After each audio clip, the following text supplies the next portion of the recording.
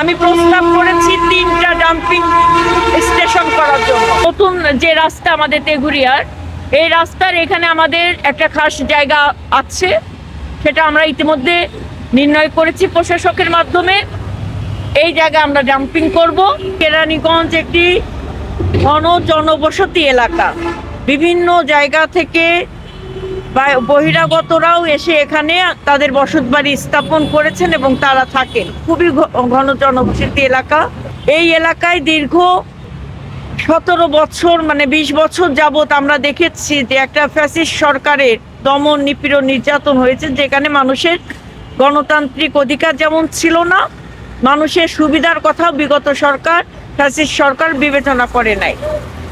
দীর্ঘ 1.5 বছর যাবত এই মানুষের এই জনদুর্ভোগ দূর করার জন্য স্থানীয় প্রশাসকের দায়িত্বে যে সকল কর্মকর্তারা ছিলেন, বিভিন্ন সময়ে তাদের দৃষ্টি আকর্ষণ করেছি বক্তব্যের মাধ্যমে, সচেতনতার মাধ্যমে, এবং নিজেও কিন্তু রাস্তায় দাঁড়িয়ে ময়লা পরিষ্কার করার ব্যবস্থা উদ্যোগ গ্রহণ করেছি নেতাকর্মী, আমাদের বিএনপি অঙ্গ সংগঠনের নেতৃবৃন্দদের মাধ্যমে। কিন্তু সবচেয়ে আশঙ্কার জায়গাটা হচ্ছে, বিগত 2টা উপজেলা আইন শৃঙ্খলা মিটিংয়ে আপনারা দেখেছেন যে এই জনদুর্ভোগের বিষয়টা আমি খুব জোরালোভাবে বক্তব্য রেখেছি, এবং এই জনদুর্ভোগের এই সমস্যাটার স্থায়ী সমাধানের জন্য আমি প্রস্তাব করেছি 3টা ডাম্পিং স্টেশন করার জন্য।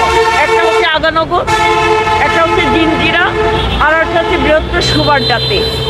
এই 3টি ডাম্পিং স্টেশন যদি আমরা করতে পারি, তাহলে আমরা জনগণের এই দুর্ভোগ কিন্তু দূর করতে পারি।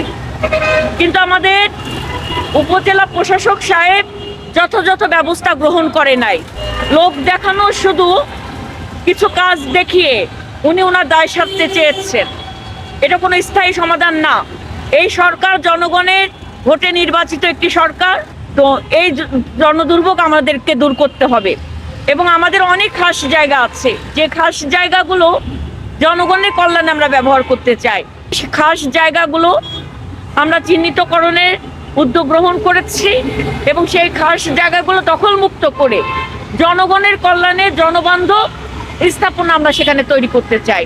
এখন আপনারা এই নতুন যে রাস্তা আমাদের তেঘুরিয়ার, এই রাস্তার এখানে আমাদের একটা খাস জায়গা আছে, সেটা আমরা ইতিমধ্যে নির্ণয় করেছি প্রশাসকের মাধ্যমে।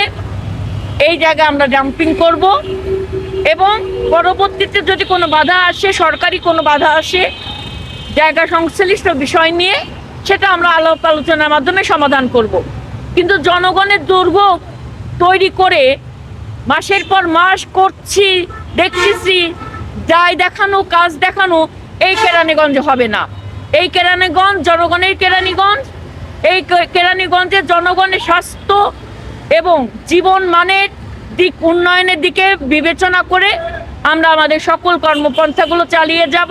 আমরা বিশ্বাস করি যে আমরা আমাদের সততা দিয়ে আমরা যদি সবাই ঐক্যবদ্ধ থাকি, তাহলে আমরা সুন্দর একটি কেরানীগঞ্জ গড়ে তুলব।